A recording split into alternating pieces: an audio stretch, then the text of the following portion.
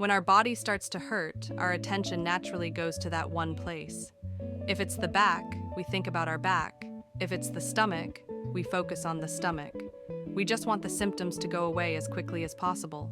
Most people are probably the same. When we're sick, the first thought is simple. I just want to get better. So we go to the hospital, we take medicine, we try whatever is said to help. Sometimes we recover quickly, sometimes it takes much longer. And when we finally start to feel better, a quiet thought often appears. I think I'm okay now. But sometimes it comes back.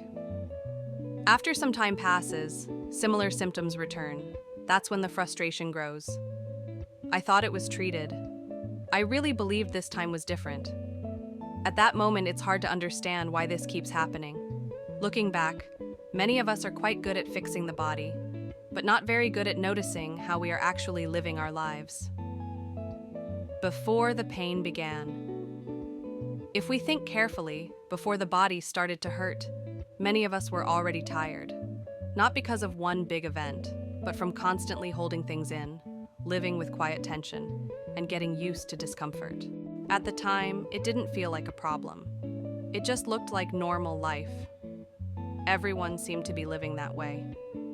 The mind and the body are closer than we think. Most people have experienced this. When the mind feels even a little lighter, the body softens as well. Breathing becomes deeper. The shoulders drop. Small discomforts quiet down. And when the mind stays tense, the body often follows. This may not be a clear cause and effect rule, but many people know from experience that the mind and the body do not move separately. When illness changes the way we think. When we're sick, we usually focus only on getting better. But sometimes a different thought begins to appear.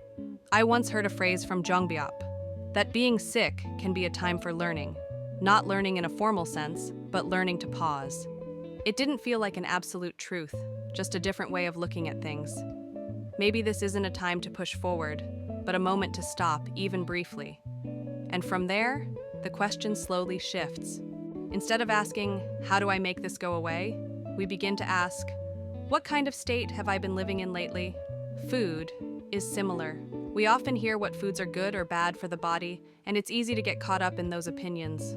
But over time, many people notice something else. The same food feels different depending on the state of mind we're in. Eating with frustration often leaves the body heavy. Eating in a calm, relaxed atmosphere feels lighter. So it's not only what we eat, but also how we eat that seems to matter. What was really draining me? Looking back, what exhausted the body the most wasn't always busyness or food.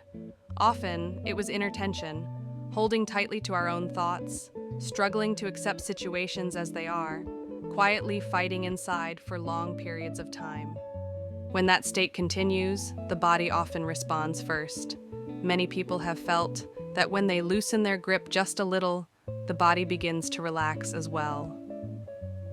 The time illness brings illness is not something we welcome. Pain is still difficult. But sometimes being sick creates a pause we wouldn't have taken otherwise. Without that pause, we might have continued moving forward, without ever looking back. So a thought gently arises. Maybe this means there is still time for me to look at my life. No one lives perfectly. Everyone wavers. And most people experience moments when the body sends signals first. In those moments, instead of rushing to fix only the body, taking time to look at our attitude, our pace, and the way we live.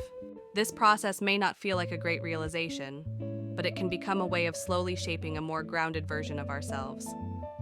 This is not a special story. It's something many of us encounter naturally as we continue living.